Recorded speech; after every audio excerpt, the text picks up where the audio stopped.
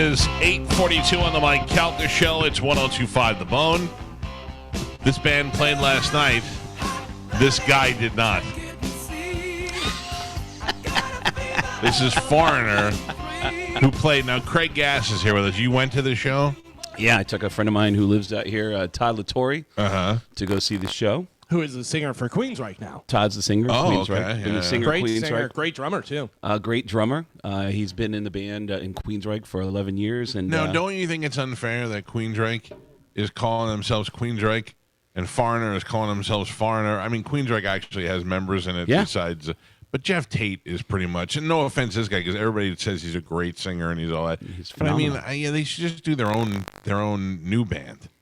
It's funny. He said that they were originally going to call it West, Wilton, Eddie, Scott, and Todd. Okay. That was what I'd they have were been originally. fine with that. They were going to call it that, and then they just continued on as Queensryche. But Foreigner, not a single original member. Yeah, in there's Foreigner. no Foreigner members in Foreigner, which is basically you're seeing a cover band, which is fine because the music quality's still there. And I'm going to be honest with you, I couldn't spot any of the picture guys from Foreigner. You could have lied to me and said, oh, yeah, those are all the original guys. Well, Mick Jones was the guitar player who had been in there most recently. Right. But, he's older, and he was like, all right, I think I'm done doing it. And, But, it's like Gene Simmons said, would you want Kiss?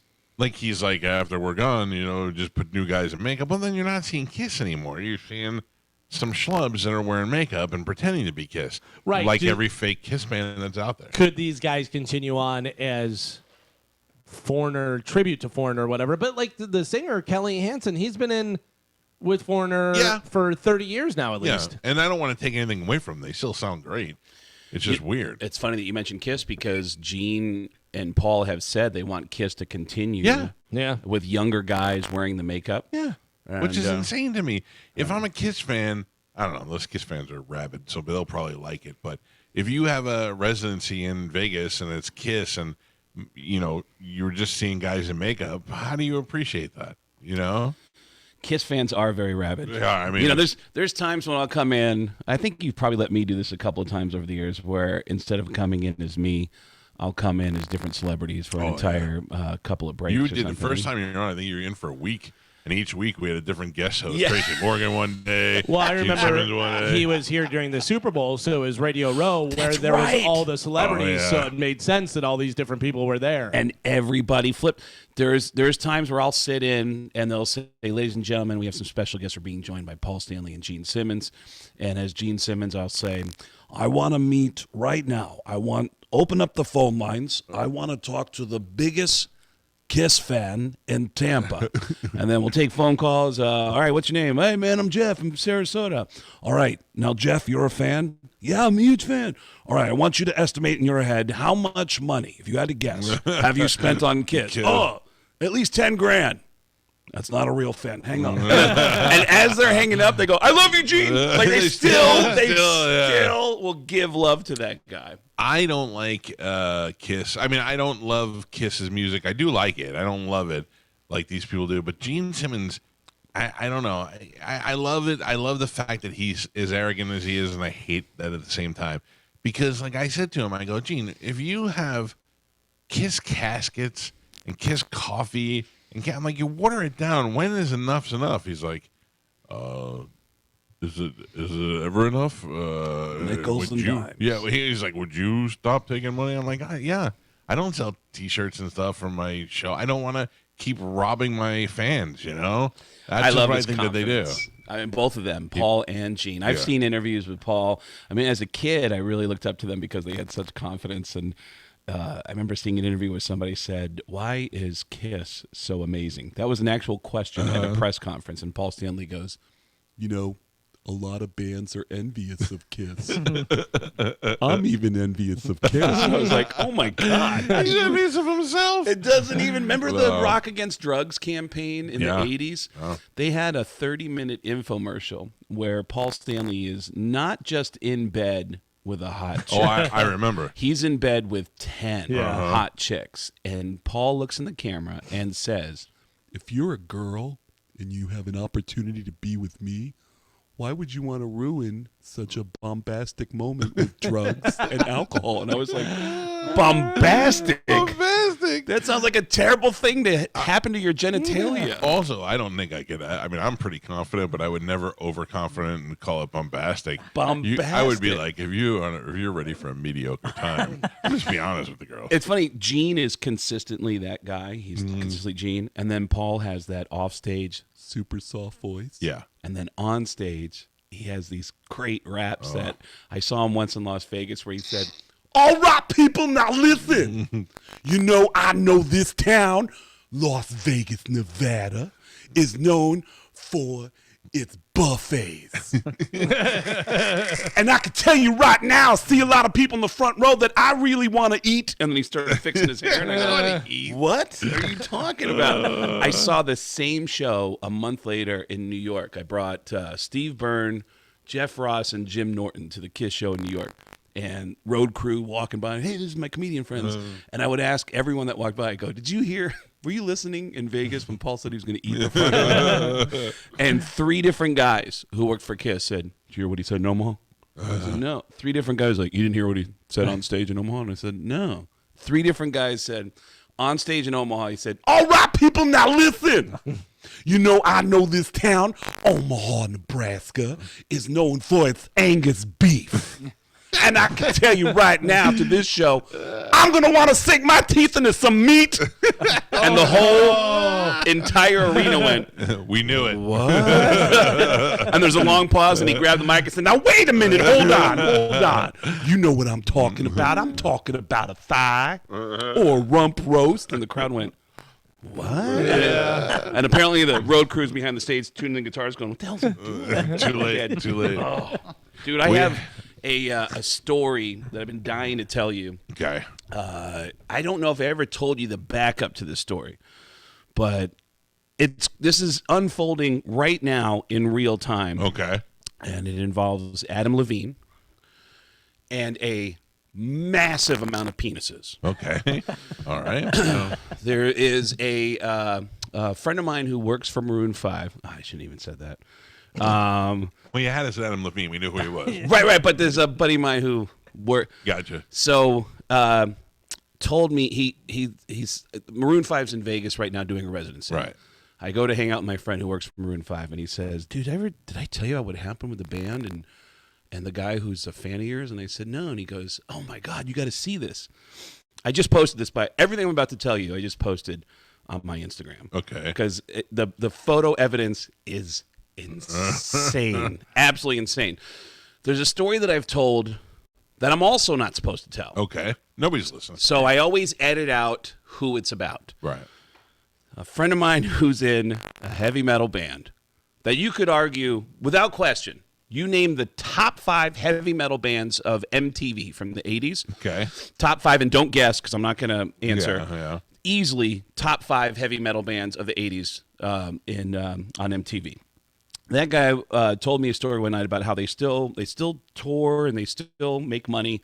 They did a big festival tour in Europe years ago where the headliner was AC/DC. Okay.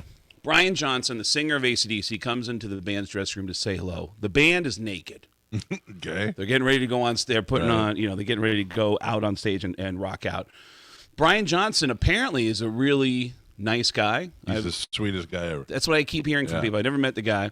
He's holding court at the entrance to the dressing room, and he's looking around the dressing room and saying hi to everybody, making eye contact. And he looks at the drummer, and he starts staring at the drummer before he finally walks in and goes, "Hey, man, did you know you've got a giant penis on your back?" And the drummer goes, "What are you talking about?" And he goes, "Your tattoo is a giant penis." And the drummer explains, "It's a dragon. It's an angry dragon." He goes, "I know it's a dragon, but look, it looks like the shape of penis, 2 testes on the bottom and a big head on top." Now the whole band is looking at him going, "Oh my God, dude, hold up, just turn around. And they're all taking pictures of him, and they're like, "Dude, see how on the bottom it looks like testicles?" And he's looking at the tattoo for the first time going, "What the hell?" And then he realizes your back tattoo. When the singer looks at him and says, "Dude, I'm not trying to be a jerk. Okay? I'm really looking at your tattoo for the first time, and I got to be honest. It does not look like your dragon is breathing fire. It's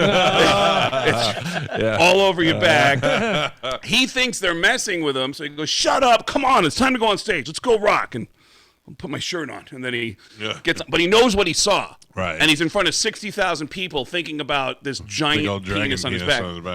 He calls the tattoo shop the next day in the United States, and gets a guy on the phone and goes, "Hey, you think it's funny? You put a big penis on me? Is that funny to you?" And the guy at the tattoo shop goes, "Yeah, we got a lot of complaints about that guy. Apparently he was putting penises on everybody." And we actually sat him down. We sat him down a couple weeks ago, and we said, "Hey, be honest. No, be honest.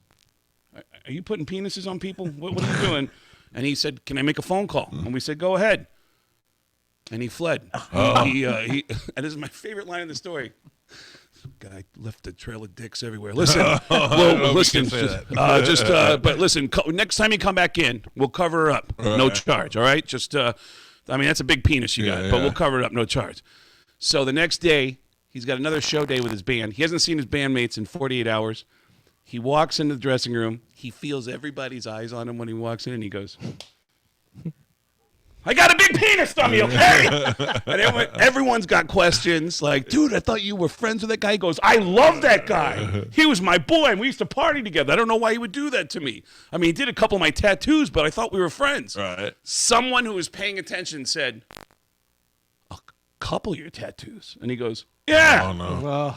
Because I thought he just did the dragon. He goes, "No, he did the dragon, and then on my leg, he did the Jesus. He did." And they all freeze. He undoes his belt, pulls his pants down. They're all staring at the tattoo, and he's the first one to notice. Oh my God! He had no idea. He'd been walking around for years with a tattoo of Jesus. It looks like a penis. Aroused. Fully aroused. Okay, new miracle. So, fast forward to today. Maroon 5 is in Las Vegas. They're performing shows at Park MGM. My buddy who works for Maroon 5 says, "I never told you what happened. My buddy is a huge fan of yours. He makes Adam Levine's guitars. Okay. And he's a huge fan of yours. And Adam asked to have a guitar made with specifications that for some sound. And so the guy had the guitar made and sent it over. And then a month later said, 'Hey, did you get that guitar?' And I said, 'Oh yeah, Adam's playing it. He loves it.' And he goes, 'Did you look at it?' And he goes, 'No.' And he goes, 'Oh my God, I feel terrible. Don't tell him because I feel bad that you guys haven't noticed, but I just put a joke in there.' And he goes, 'What's the joke?' And he goes, 'Look at the guitar. It's covered in penises.' Where? Oh, dude, I post. Look at on my right. Instagram right now at Craig Gass Comedy with 2 S's. I have video of Adam playing the guitar on stage. Yeah. And it's a guitar with flowers all over it. But if you look, the flowers are covered in penises. It's all over the guitar. At Craig Gass Comedy with 2 S's, and you'll see it. He's playing this guitar on stage every night. And the guy who made the guitar, he did it because he was inspired by the story about Brian Johnson finding the penises. And he thought it'd be funny to put penises on this guitar. That guitar is loaded. Is that Carmen watching looking at the penises? Yeah, I just saw it. That guitar is covered in penises. Oh, and that's if you look at the sunflowers are pubes. Yeah. The sunflowers are pubes. Yeah, and Adam Levine has been playing this guitar on. They're getting ready to do more shows of the residency, and he has no idea this. Now, to be fair, the penises are on the back of the guitar. Right. But Still, that is that's hilarious. Yeah. I wonder if I would even pick up on that because it's not very obvious until you look at it and then you see it. You're like, yeah, now I get it. Yeah, and the guy feels bad because he's like, if I tell Adam now. Right. I'm gonna look like an ass. So that's so funny. Yeah. Are you and John Oliver buddies? I just scrolled down and saw that. No, I just worked with him for the first time 2 weeks ago. He did 4 secret shows in New York, and he asked me to. Or the clubs asked me to. One club asked me to open for him, and the other club asked me to follow him, which is going on after a really famous comedian. Is really, really tough. I did a show once a few months ago. I was scheduled at 11:30 at the Comedy Store. Right. I show up at 11 o'clock, And when I walked in, they I could feel like a weird energy in the room. The bouncer was being really weird. He goes, "Hey, good night tonight." And I was like, "Oh yeah, what's going on?" He goes, "Go in and take a look." Chris Rock's on stage. There's like 100 people in there. Chris Rock is on stage. I'm watching Chris's set, and one of the managers makes his way across the Comedy Store floor, and he goes, "Hey, Greg." He goes, "Chris Rock." I go, "Yeah, I'm watching. This is awesome." And he goes, "He might do 10 minutes. He might do 90. We're not sure. But as soon as he's done, he's going to say, 'All right, please welcome Craig Gass.'" And I was like, "Oh, what a that's a terrible. Good luck. You get the best show of your life. Of your life, you're like a small crowd of 100 people, Yeah. and he's going to introduce someone that you're going to go, "Who is?" That's like going to a rock club, like a tiny rock club, and they go, "We have some guests who want to jump on stage. Please welcome the Rolling Stones." What? Right. No! No. Mick Jagger, Keaton, start me up. Satisfaction. You guys want some more? Yeah. All right. Please welcome Corey Feldman. What? No. I'm Corey Feldman in that story. You know what happened to my dad? I think I've told this before. My dad, in the heyday of Dice in the late 80s, my dad went to Grandpa's Comedy Club in Staten Island. It was the only comedy club we had in Staten Island. The rest you have to go to the city for. And he went there just on a whim to go see whoever was there. And they said, "Ladies and gentlemen, we have a special guest tonight. Please welcome Andrew Dice Clay." Oh, Wow. Can you imagine that in like the heyday? Whoa. My dad was blown away. You know, it's so awesome. By the way, I got a text message saying, "Who is the band who had the big penis tattoo?" I think I know. We can talk about it off the air, but I'll say this: when you come out to Side Splitters this weekend, I'll tell you the name. Say it on stage. There I'll you go. tell the whole story at Side Splitters this weekend, uncensored. You know you are the weirdest. I shouldn't say weird. You're not weird, but you're everything about. I don't understand you. He's I don't Forrest understand Gump. your life. Yeah, He's Forrest Gump. you are in the middle of everything. You know famous people. I think you're very funny and you're a super nice guy. So so right there that should be said alone. But like you're playing at Side Splitters this weekend. And you're here on Monday. Yeah. Why? Because I'll do every radio and TV station in town, and then every station, like I'll do a sports station, Right. and I'll talk about the viral stuff I've done at the Super Bowls with Tom Sure. Brady and Peyton Manning, and when the Cubs won the World Series, and I was with Bill Murray. Yeah. It's just so funny. Like Bill Murray, the premier fan for, and you're there, and then there you are. He was right behind me. Yeah, I was in the that's so third funny. row. Eddie Vedder was in the first row. Yeah. John Cusack, second row. I was behind John Cusack, and then Bill Murray was behind me. It's so hilarious. And Bill Murray showed up right at the very end. And I'll be a different type of guest for different shows. And then obviously here is where, this is where I'm most comfortable talking about. Gene Simmons hates me. Yeah. I lived at Eddie Van Halen's house. Right. I'm the first comedian ever opened for Metallica. I married Corey Taylor and his wife. Oh, that's and, right. You know, so She's hot, isn't she? Huh? she's beautiful. I followed her for a while on Instagram, not knowing it was his wife. Get out Yeah, of here. I Were was you leaving ooh. comments? No. No, I just followed. I followed. It's great to have two accounts. I have a private account, Oh, nice. and then I have the show account. You have a And fake name? No, but like I have my Mike Calta, which is like pictures of my kids and stuff. Okay. You don't want to see that. Yeah. But then I have a show account that I could do whatever I want on the show. I wonder which one I follow just whoever I tagged. want. Did I tag the personal one or? The Mike Calta show is the one. Oh we'll man, figure it out. I got to edit that.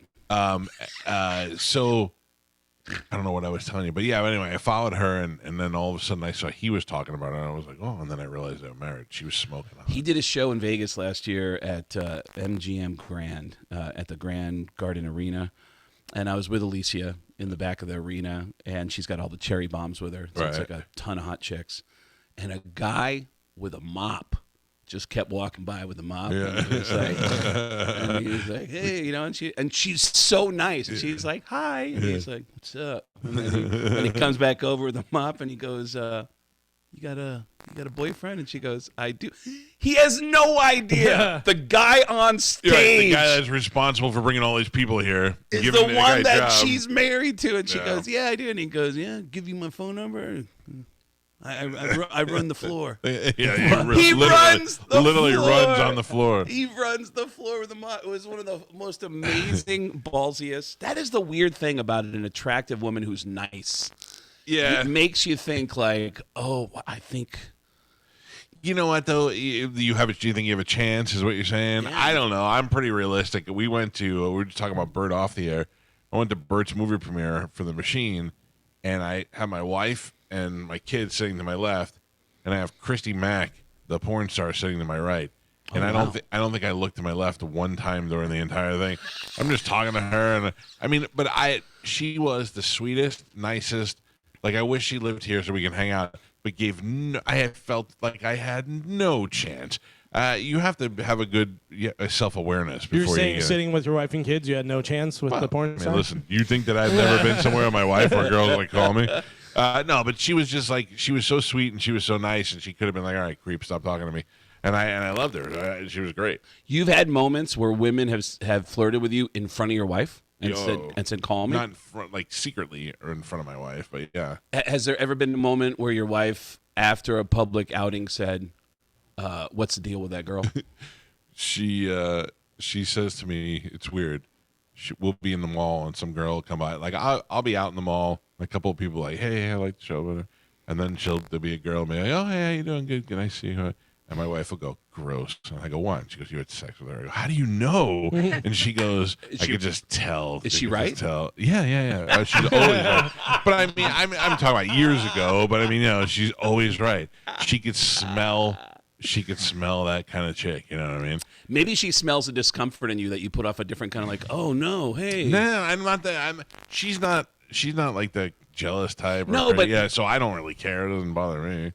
Yeah, I mean, maybe I am. Maybe I do have that different reaction to something. Is there a famous woman that in the back of your mind you think, I really felt like there was something there? Oh, I'll tell you, it's so funny is, I can't remember her name, the chick from Jerry Maguire.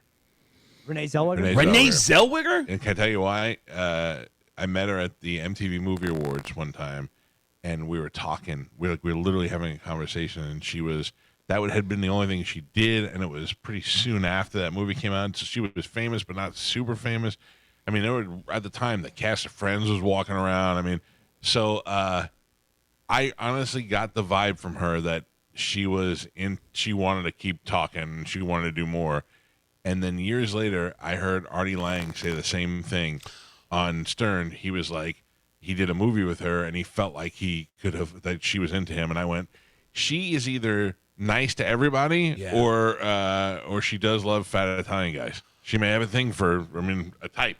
That's funny because the one famous woman that I thought like, well, there's something going on here, was Debbie Gibson. Oh, she came in on the Howard Stern show for something, and I felt a crazy vibe from her. And it's funny, I was going to just say that until you mentioned that Artie also said, and I do remember listening, and I can't remember who it was. Somebody else said they met Debbie Gibson and they thought they had a chance with her. I'm like, well, maybe that's just her. She's just nice. But I really felt like I had I can tell you, I sat with Christy Mack and talked to her, and at no point did I feel like I have a chance at all. Really? Yeah, there's a difference. There's kind of the one that's like flirty when they talk to you, and then there's the one who's just being cool. Christy Mack was just being cool, but Renee Zellweger put it out there like, she was like, so what are you doing? Where are you going? What are you drinking? That kind of thing. Yeah. It was good. And the thing is that like at that time, if I'd have told half the people it was Renee Zellweger, they would have been like, who? So she was famous, but not that. Like, if you saw her, you knew who she was. By the way, in a obviously very platonic way, I feel like I'm closer friends with you guys than I really am. Wow, we're buddies. Why? I don't know. When I tell you I have a memory from the last time I was here, is there any, and I don't know if Spanish has already ruined this. It's probably better than my memory, I can tell you that. All right, because I mentioned in Spanish, he's like, oh, no, it probably was nothing. Do you remember anything about the last time I was here? I don't even remember when. Okay. I can't remember the last show. Then I already feel better. Well, tell me, refresh my memory, because I'll tell you if it was bad. I thought that this would have stuck with you because it was an awkward moment for me. I came over here. It's been 3 years since the last time I was here. I think the last time I was here, I was down in like Port Charlotte. I haven't been at Side Splitters in like. You're at Visani or one of those places. 6 years. Yeah. So it's been 6 years. My first time back at Side Splitters this weekend. In years, but the last time I was here, I was somewhere else, and you said, "Well, I'm doing the show at my house." It was 2020, and we hung out, and then after we hung out, you go, "Hey, you showed me around the house." I thought, you go, "Yeah, man," and I go, "Oh, that's so cool. This is cool. Wow, this is." And I remember saying, "This is a nicer house than Mike McReady's house." Yeah, I do remember. And then you go, "All right, man. Well, thanks," and I go, "Oh, you were walking me to the door. Oh, and I thought you were giving me a tour of your house. No. And I was like, oh man, my appearance is over. I thought that you were Get out. No. You go, hey, follow me, and you walked me out, and I was like, oh man, look at this. No. I'll tell you right now, the only comedian we couldn't shake was Jeff Dye. The first time Jeff Dye was here, he was like, I want to see, you got baseballs? We got to get over here. And don't get me wrong, I love him too. He could have stayed as long as he wanted to until my wife came out. I don't want her to be around that guy. He's too good looking. I don't need that. But no. I don't remember that at all. If you came and you were like, hey, I'm going to hang out for about an hour, I'd be like, yeah, cool. I'm going to go take a shower. I don't care. I'm not that guy. Yeah. Really? Yeah, I definitely was self-conscious that after I left. And Spanish. I would love so badly to be like, dude, you wouldn't leave. Not at all. And Spanish, when I talked to him a couple days ago about coming in here, I wasn't 100% sure before I hung up if he said, I love you. Oh, 100%. Yeah. And I was like, oh, and I was like, wait, all right, I'll see you on Monday. And I was I was like, if I say I love you back, and that wasn't I love you, then would you say I love you back? I always say it to people. See? I tell people all the time that I love them. Yeah, I guess I save it for the people I really love. I never say it back to Spanish ever. Who was? I'm trying to think. Somebody when you were like answering the phones, you put a guest through one time, and you were like. Okay, I'm going to put you on hold, and then he's going to pick it up live. Okay, I love you. And I picked up the phone, and the guy was like, that guy just said I love you to me? Who was it? Do you remember? I can't remember. It was somebody who was like a burly guy, like The Rock or somebody. Yeah, it's like And Michael like, Rooker. did that guy just say, Yeah, I love you? Yeah. I'm used to it now. I don't even hear it anymore. It You was said weird. it back, though. I have it framed in my room. I've not said it back. I have it. to You texted it back, I love you, and I have it framed I was in my hacked. room. I was hacked. It's not hacked. It was you. I am definitely the guy to say I love you, and I love making friends like Jim Florentine uncomfortable saying that because Jim hates that stuff. Yeah, I love yous. Oh yeah, Yeah. I remember we did a show during the pandemic, and I said, "Man, doesn't it suck? We can't hug each other." And he goes, "What? We can't hug. Man. I want to be able to hug you." And I loved the hatred in his eyes as he was looking at me when I was saying that. I was like, "Come on, man." I'm not an anti-hugger. I don't mind the hugging. But I'm not a big I love you guy at all. Not You'll even get my there. parents. And is Spanish a big I love you guy? Oh, Yeah. Okay. He gross, overuses it's it. Is the fake. problem? No, it's not. He fake. overuses it Not to true. where You're it cheaping seems. Yeah. Nah. It's cheap. Nah, you guys have your own personal issues with love and male affection. No, we don't. The issue is we There's nothing to don't do love with it. you. No, you It's love not me. an I know issue. you do. It's You very definitely- clear. You love me very much. It's all right. You don't have to say it. I get it. I am traveling in September to see two Pearl Jam shows in Chicago and 2 in Austin. And I'm very excited about it. I don't know if I'm going to catch any Pearl Jam. I'm going to Seattle from here, and I think I'm going to see Mike when I get out to Seattle. Yeah. Let him know I'll be at the Austin show if you want to hang out. Austin and where else? What is Chicago. it? In Chicago? Oh man, Chicago. So let me tell you this. I don't think I've told you this.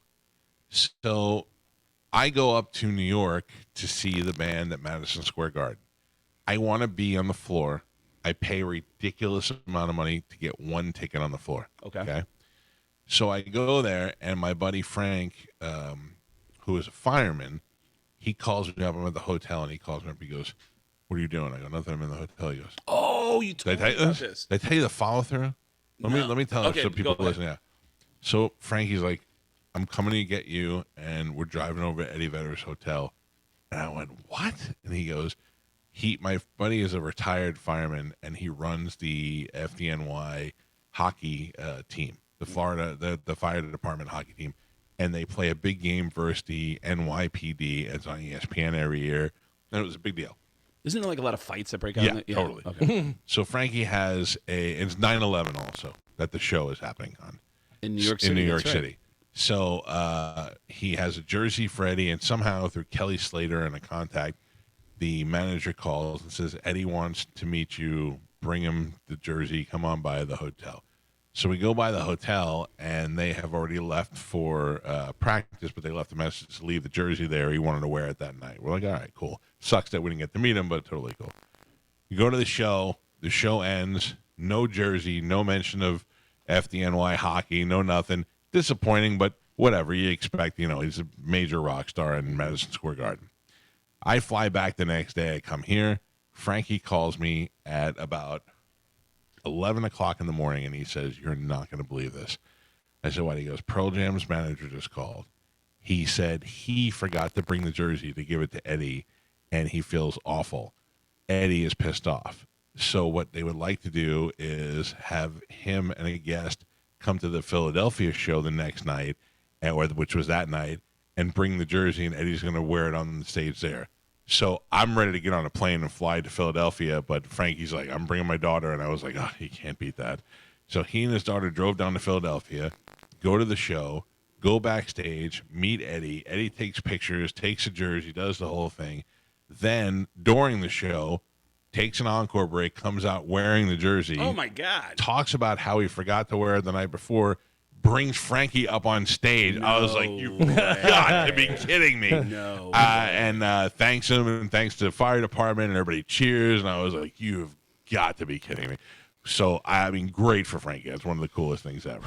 I have a Pearl Jam story that I've never told you. Oh. And Is it about penises on their backs? No, but it's there's a good reason why I haven't told you, because I feel like you would make fun of me. Yes, I'm positive it will. It's a terrible idea to share the story. Okay. Because I'll actually end up getting refunds for my show at Side Splitters this week, because it is not a funny story at all. But I'm just going to ask you to just hear me out. This is the most unfunny story. And it's not what my plan was. Okay. I had stories I wanted to tell you, but just because you're bringing this up, I've always wanted to say this to you. I have friends who are obviously a lot more famous than I am, and who will go out of their way to not be recognized by people. Right.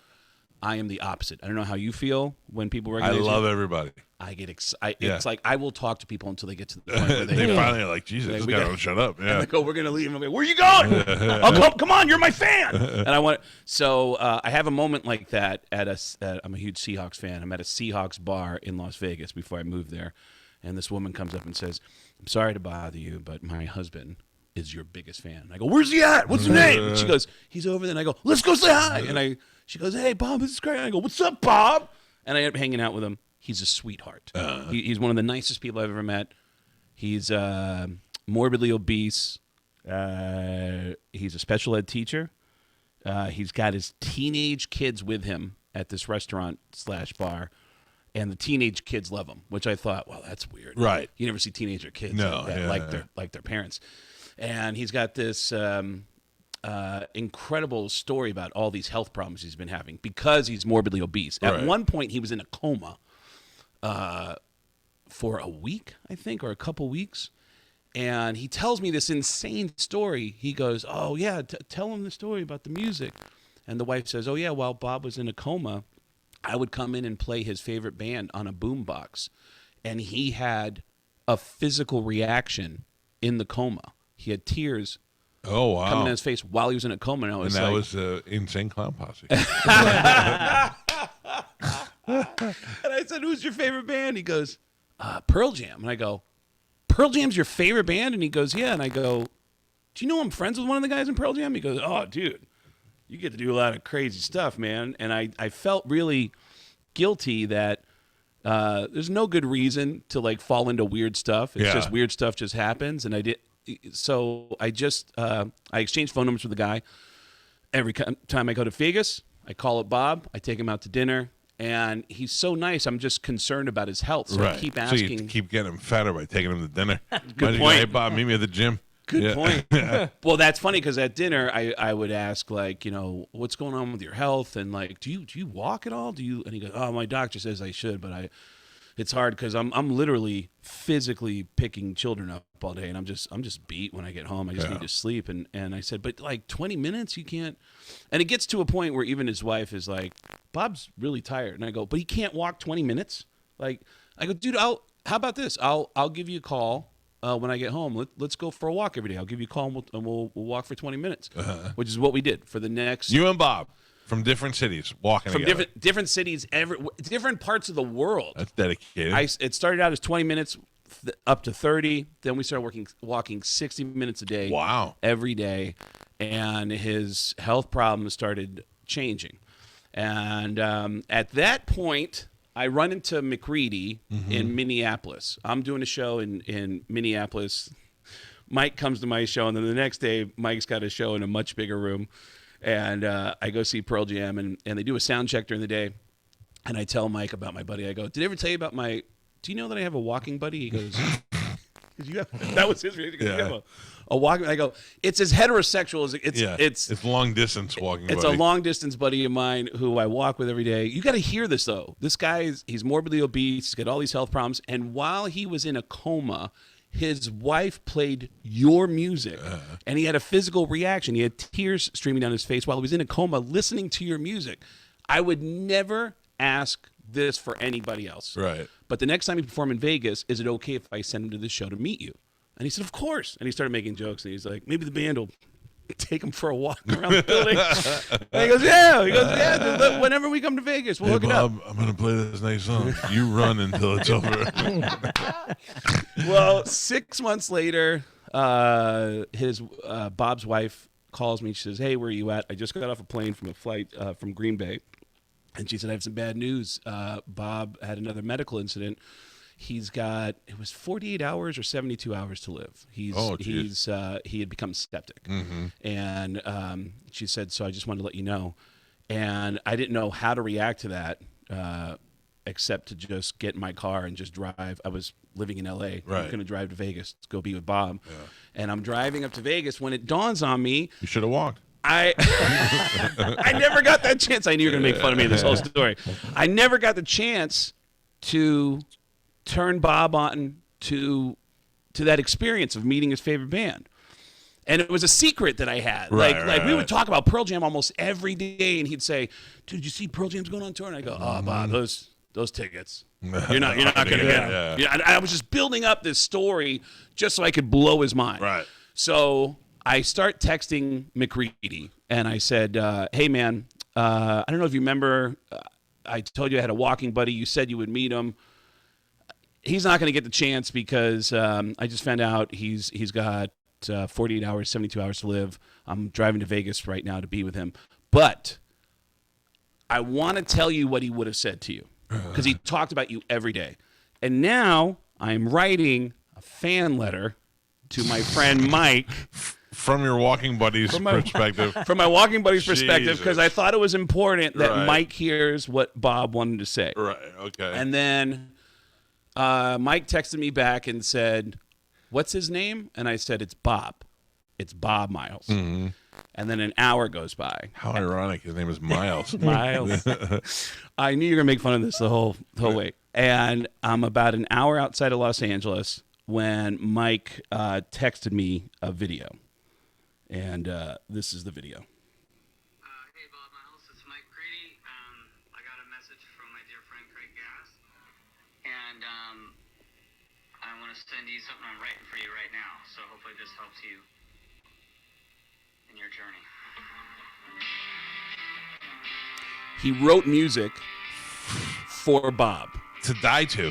To cross over to. Yeah. And Mike sent me 4 videos of him saying, hey, Bob, this is for you. I wrote this for you. And I called Bob's wife, and I said, hey, how is Bob doing right now? I'm on my way. And she said, he's in and out. He's in and out. And I said, okay, I'm about to forward you some videos. Play this for him right now. Yeah. His favorite guitar player of his favorite band just wrote some music for him, and I'm on my way up. And she called me back about an hour later and said, he opened his eyes a little bit, and I said, hey, Craig's coming. And he smiled, and she said, and look at this, your favorite guitarist, Mike McReady, just wrote some music for you. That's easy. And she said he sat up in bed and pulled his eyelids down, and tears are streaming down his face while he was watching the videos. Wow. And the last thing Bob Miles saw was his favorite guitarist of his favorite band playing music that he wrote for him. And I'm not going to sell any tickets to Side Splitters. No, wait a second. Is anyone else crying right now? It's amazing. It's the most powerful moment I've ever. And it was crazy because he loved Kiss. He loved he loved everything I loved except me, cokehead, I'm getting all these experiences. Bob wasn't, and then Bob got the most profound experience. Yeah, that's amazing. On his last moment on Earth. Can you call Mike and be like, you're not going to believe this. I have another fat friend. He also loves you. He doesn't even want anything. He's just letting to let you know. I, honest to God, the next time I saw Calta after I saw him in Chicago, I didn't think you would actually say it on the air, but you said it, and I 100%. I so respect you for doing it. I was on stage with Pearl Jam, and Mike texted me and said, "Dude, I'm at the show," and I go, "Oh, let's meet up." And I got some stuff for you. I got like you got me an Eddie Vedder pick, and then you got me the best part was you sent me a picture of the set list, so that I knew what was coming. You know. Yeah. Yeah. And Mike goes, I go, I'm coming out. I got something for you. Where are you at? And he goes, handicap section. and I was like, oh, I know where that's at. He must be standing outside. Oh, this will be easy. I know exactly where the handicap section.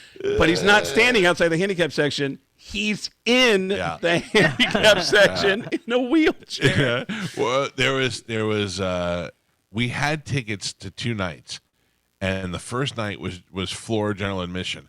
So I'm the equivalent of being like maybe 10 rows back by standing, you know? Yeah. And it was amazing.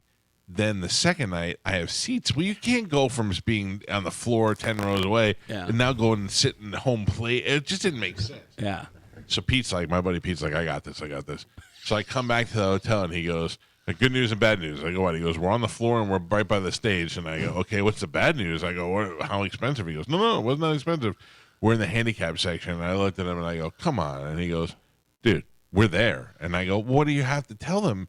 And he goes, I didn't have to tell them anything. The tickets were available, and I bought them. And I go, but we're not handicapped. Yeah. And he's like, oh, I'll get a cane. I'll do something. I'll let you push me in a wheelchair if I have to. I was like, Jesus Christ. So we go there, and it is a pretty wide open area, right butt up against the stage. It's up against the security, the pit. Yes. Yeah, it's like against the security. And I'm in there, and the guy from the Murder Ball documentary's in there in his wheelchair. No, swear to God. And Stephen Hawking's in yeah. No, there was a bunch of people in wheelchairs. There was also a deaf people in there, and the lady was signing the lyrics. And when Yellow Ledbetter came on, I went over there, and I had to I wanted to videotape the sign so I could figure out what the lyrics of that song actually are.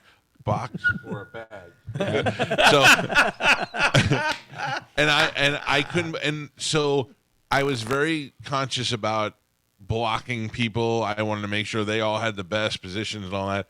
And then at one point, Eddie jumps off the stage, and he's got a bottle of wine, and security runs down, they hand everybody cups, and then Eddie comes and he pours the wine into the thing, and I'm like, I'll kick a guy out of his wheelchair to get into this. But me and Murderball are up against the side. I'm like, I am not missing this. And I actually got a picture of Eddie pouring me a bottle of wine into the cup that Pete took. And then we drank wine. And I'm like, I just drank Eddie Vedder's wine. And I'm like, any of you Crips want some of this? And sharing it with the people. I had a great time. And then it was a fun time. And I was like, now how do we ever see them again? I just drank wine with Eddie in the show in the front row. How do I ever go to see them again? So, well, I did enjoy my Madison Square Garden show that I ended up paying out the ass for and been going, but it was still such a great experience. I think. Yeah, because September 11th in New York City, Madison Square Garden. I mean, that's a special moment. But I'm a huge fan of the music, so I'm going to 2 nights in Chicago, and then I'm going to 2 nights in Austin, Texas, and I've never been to Austin, so I'm excited about that. I think I saw him right after you saw him at Madison Square Garden. I saw him in St. Louis, and my buddy who runs my website lives in St. Louis, and I didn't even think if he would be interested. So on the day of the show, I said, hey, are you a fan of Pearl Jam by chance?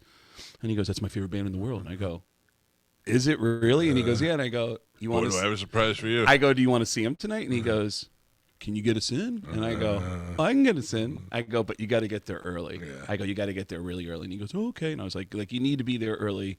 And then he showed up at 6 o'clock, and I was like, hey, we got to go in. We got to get tested. And he was like, tested? And I go, yeah, we need to do a COVID test before we go backstage. And he was like, backstage? And he is autistic. So he's very awkward socially. Yep.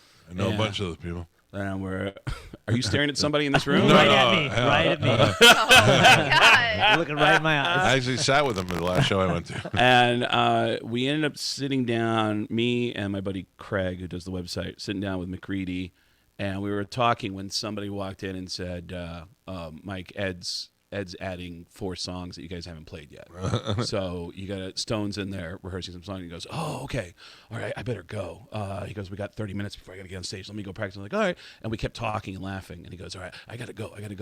And then we kept talking and laughing. He goes, "All right, you know what? I really should go." And then somebody else I know that works in the band comes in.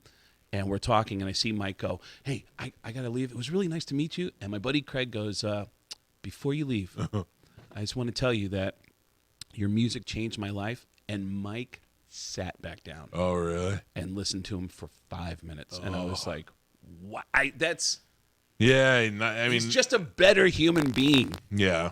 Yeah, I mean, that I really have had moments with their music, but I don't ever plan to tell him about it. I'll never be that guy, ever. Only because you know that now from years and years of meeting famous people. Like, you know what to say and not to say now. Yeah. Had you not had all these years of experience, you would have been like, "It's my shot. I'm taking my shot. Yeah. I'm going to do it." Sometimes when you don't know if you're ever going to get that chance again, you got to get everything out. So I get it. You ever had a really bad one, like a real, "Oh, I wish I didn't do that. I really wish I hadn't just spilled my guts to that guy"? It's so funny.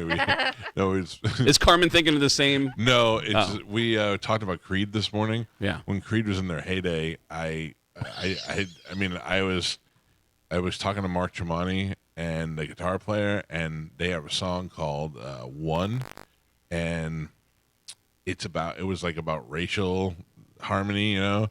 And I was telling it, and at the time they only had really like 1 or 2 songs out, but I was so nervous. I was like, "Hey, I want to tell you, I really like that song once, not one, once."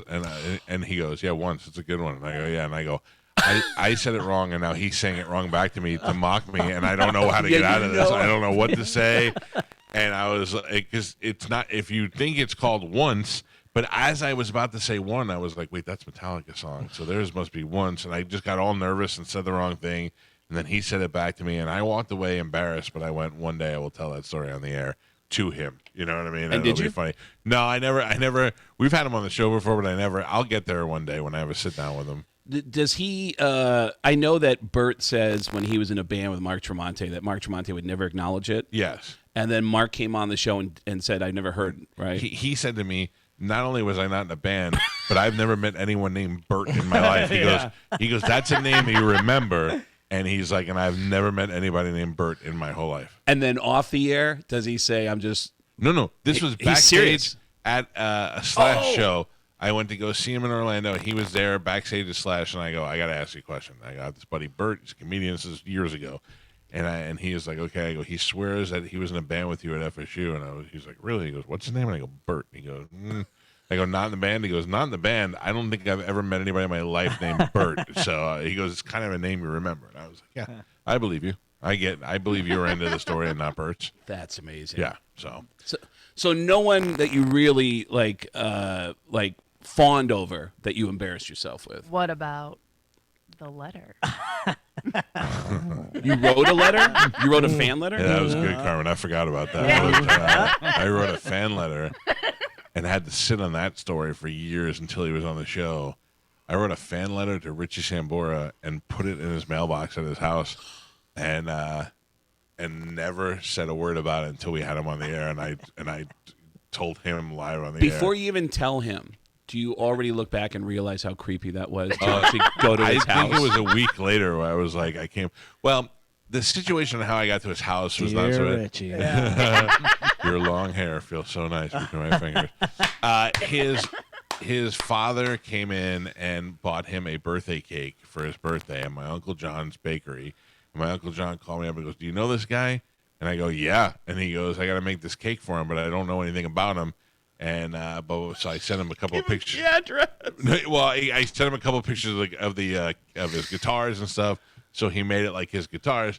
And then when I was there, I was like, "Give me that address." And I went over to the house. And I never forget, I pulled up and there was a dude in the driveway. And I was like, "Hey, man." And he goes, "Hey, what's up?" I go, "Is this Richie's house?" He goes, "Yeah." And I go, "Sambora?" And he goes, "Yeah." I go, "Is he here?" And he goes, "No." And he goes, I can't believe he even went that far with you. Well, because I don't know. He was just a dude. And he goes, okay. He'll be back in like an hour. I was like, "All right, cool. Thanks." And I left. And then I came back and his mother was outside and I didn't want to bother her. So when she went inside, I just put the letter in the mailbox. I wish to God, Craig, it would hurt every ounce of my body, but I wish to God I had a copy of it to read to you. I would love nothing more than to sit here and just melt in my seat. It was just, I don't even know. I couldn't even imagine today what it would say. And what was Richie's reaction when he's actually sitting in front of you? You said, "I went to your I don't home think address." He cared, and also I had read stories of him over the years where he was like, the one thing you do when you cross the line is when you show up at my house. He's like, that's cross the line. I was like, oh, he's talking about me. Yeah. I mean, I'm sure there are several teenage girls before me who showed up at his house, but I was like, oh man, I don't know. So when he brought up, he didn't seem too fazed by it. You guys were more fazed by it than he was. And he laughed it off, and I was like, yeah, I don't believe I just told the whole world that, but it was true. A beautiful moment. It was a beautiful moment. Jay Okerson has a story about, I was so coked up that night, I don't remember anything about this night, but apparently backstage at a Slipknot System of a Down show, we were standing backstage when Max Weinberg came backstage with his son, who was like 10. Right. And his son was dressed up in a Slipknot outfit. And he goes, "Oh, this is my son Jay. He's a big fan of yours." And apparently Corey was like, "Oh, cool. What's up, little buddy?" And then years later, Jay ends up being the drummer of the band. Uh-huh. And Okerson runs into Weinberg backstage at some show, and he's like, "Oh, I'm gonna blow this guy's mind." And he's like, "Hey, dude, I got something crazy I want to tell you." And the guy goes, "Yeah, hold on. Hey, what's up?" And he's hugging. He's got friends, and like, "Oh, what's up?" And then he goes, "Yeah. So, anyways," and he goes, "Yeah, you got a story? Oh, what's up?" And then the guys, and then he finally goes, "All right, so what's your story?" And Jay tells her with all this emotion, and he goes, "And you were a little kid. I was right there when you first met him. Now you're the drummer." And he goes, "Cool." Maybe Jay was wearing fingerless gloves. That might have been. I don't know why he does that. Why? He's the last person to wear jean shorts and fingerless gloves. Yeah. He'll never let it die. I love him. No, he's great. I absolutely He's adore great. And him. him and Bobby are doing the bonfire together. So Oh, that's right. I love it. Yeah. That's right. All right, listen to me. Craig Gass Is walking out of my house. out of my house now. It's done. No tours. This isn't even anything close to what I was planning on coming in and talking Listen to me. about. This worked out perfect. He is going to be at Side Splitters. What do we have? Thursday through Sunday? Thursday through Sunday, yeah. Are you with anybody that you know? There's going to be a couple people stopping by to do sets. I did a set with Josh Wolf over the weekend. Oh, yeah. Got I into love town. Josh. Love Josh. Yeah. Josh and I started out together, so me, Josh, Joey Diaz, and Brody Stevens all started out the same open mic. Wow. But, 6 shows this weekend, and if you have time later this week, I have some actual stories for you about Metallica and Kiss. Yeah, and I'm going to tell you right now, one of the things I admire about you, you've always been available to me, and I remember the one time that you told me no. Do you remember what it was? Was it something really specific about Pearl Jam? No. It was when he asked you to leave his house. I do remember that. When Tracy Morgan got into the bus accident. Oh, and you wanted me to call in. No one does a better Tracy Morgan than you. I'm like, you got to call in as Tracy Morgan. And you were like, buddy, a friend of ours died on that. Yeah, that's right. And I went, how dare you have integrity? Are we done? I was like, how dare you have integrity? I was like, yeah. Not only did somebody die, somebody else got into a coma at the hospital. His girlfriend hears about the coma, comes to the hospital to see him, where she runs into his other girlfriend and his other girlfriend and his other girlfriend and his other 6 women Good for him. showed up while he was in a coma, all thinking they were his girlfriend. Yeah. And I just thought, what are the odds that he saw the girls coming and said, "Oh my God, here, hold my milk." Just pretended to be in a coma. Yeah. Can I tell you, I've been to a funeral that's happened before too. When a girlfriend showed up? Girlfriend showed up. All right, listen to me. Go see Craig Gass. He's going to be at Side Splitters this weekend. SidesplittersComedy.com. I'm telling you, nobody does a better impersonations than Craig, and we didn't even get to that. We didn't even get to that. All right, if you have time later this week. All right. We gotta wrap it up, I guess. Have a great day. We will see you guys tomorrow. Goodbye. Just